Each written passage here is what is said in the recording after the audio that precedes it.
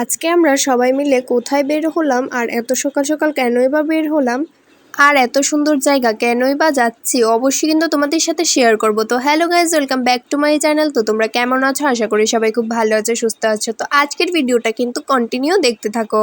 এই দেখো, প্রকৃতি যেরকম সুন্দর সেরকমই কিন্তু ভয়ঙ্কর। দেখো এই দৃশ্যটা কতটা ভালো লাগছে, তাই একটু ক্যাপচার করে নিলাম। আমার মায়ের হাতে সব ব্যাগ এই যে বসে আছে। এই দেখো, আমরা যে জায়গাটায় যাচ্ছি সেই জায়গাটায় যাওয়ার আগে আরেকটা মন্দির পড়ে। এই মন্দিরে কিন্তু যাওয়ার সময় মোম ধূপকাঠি অবশ্যই দিয়ে যেতে হয়। জানি না এটার পিছনে কি রহস্য লুকিয়ে আছে, কিন্তু এটাই সত্যি। এই দেখো, বনুকে বলছিলাম তুই যাবি মন্দিরে, ও বলছে না না। এই দেখো, আমরা কিন্তু কথা বলতে বলতে চলে এসেছি দিঘির সামনে। তো তোমরা আশা করি বুঝতেই পেরে গেছো এটা কোন জায়গা। হ্যাঁ, এটা হচ্ছে উদয়পুর। উদয়পুর মাতাবাড়িতে আমরা গিয়েছিলাম। এখানে দেখো, আমি কিন্তু মাছেদের জন্য এক বাটি খাবার নিয়ে নিয়েছি, আর ওরা কিন্তু দেখো কিভাবে আসছে, কতটা ভাল লাগছে দিঘিটা বলো। আমি যখন মাছেদের খাবার দিচ্ছিলাম তখন মা ভিডিওটা করে দিচ্ছিল। এখানে দেখো কচ্ছপটা চলে এসেছিল, তোমরা দেখতে পারছো কিনা জানি না। এখানে দেখো কতগুলি মাছও রয়েছে কিন্তু। তো একে একে বাটি করে সবাই মাছের জন্য খাবার নিয়ে গেছিল, আর মাছগুলো দেখো খাচ্ছিল কিন্তু। তারপর আমরা হাত পা ধুয়ে চলে গেছি প্রসাদ আনার জন্য, মাকে ভোগ দিতে হবে তো। এই দোকানটার অ্যাড্রেসটা কিন্তু আমি তোমাদের পরে দিয়ে দেব। তারপর আমরা পেড়া কিনে কিন্তু চলে গেছিলাম মন্দিরের উদ্দেশ্যে। মন্দিরে কিন্তু এখন কাজ চলছে আর ভীষণ সুন্দর হতে চলেছে মন্দিরটা। ওদের থিম হচ্ছে পুরো কচ্ছপ আকৃতি। আর এখানে দেখো, আমি কিন্তু লাইনে দাঁড়িয়ে মাকে ভোগ দিয়ে দিয়েছি। আর জানো তো, আমরা যে সময় লাইনে দাঁড়িয়েছিলাম খুব একটা বেশি রৌদ্র ছিল না। দেখো মায়েরই কত নীলা, তাই না? আর মাতাবাড়িতে গিয়ে কিন্তু আলাদাই একটা শান্তি পাওয়া যায়। আর আগরতলা থেকে কিন্তু ৫৫ কিলোমিটার দূরে অবস্থিত এই মাতাবাড়ি। আর এটা হচ্ছে শিব মন্দির। তো শিব মন্দিরেও আমরা নমস্কার করে তারপরে এখানে চলে এসেছি। আর এখানে দেখো, আজকে নাকি ছিল অন্নপ্রাশন। আর মায়ের মূর্তির পাশে কিন্তু রয়েছে আরেকটা ছোট্ট মূর্তি। আর মাতাবাড়িতে কিন্তু আমরা প্রতি বছরে যাই, এই বছরও মায়ের কৃপায় আমরা কিন্তু গিয়েছিলাম। তোমাদের বলেছিলাম না প্যারার দোকানের অ্যাড্রেসটা দিয়ে দেবো।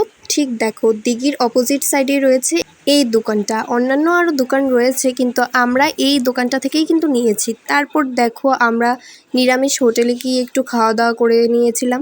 মেনুতে ছিল ভাত, আলু ভাজা, পাঁপড়, চাটনি, ডাল, কচুর শাক, আর তার সাথে আরেকটা ছিল নিরামিষ তরকারি টাইপ কিছু একটা, আরেকটা ভর্তা টাইপ কি জানি দিয়েছিল। এখানে দেখো, কথা বলতে বলতে আবার চলে এসেছি ভুবনেশ্বরী।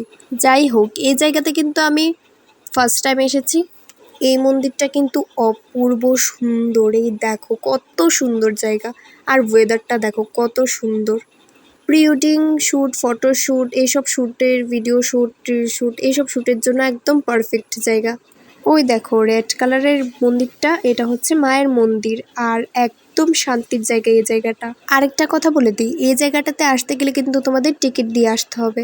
এই দেখো জাস্ট ওয়াও লাগছিল ভিউটা।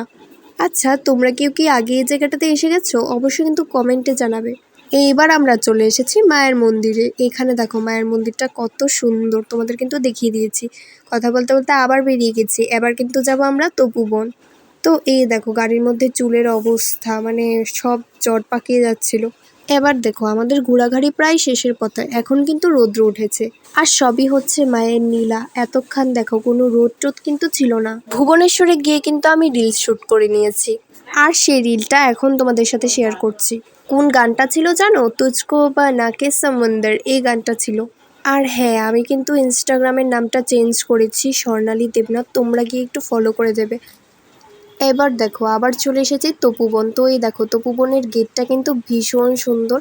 আর ওরা তো যেখানে পারছে সেখানে ফটো তুলছে। এখানেও কিন্তু রয়েছে আরেকটা কালী মন্দির।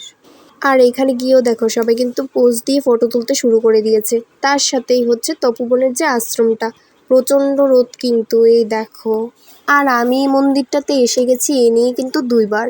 মন্দিরটা কিন্তু ভীষণ সুন্দর, তোমরা কিন্তু একবার আসতে পারো।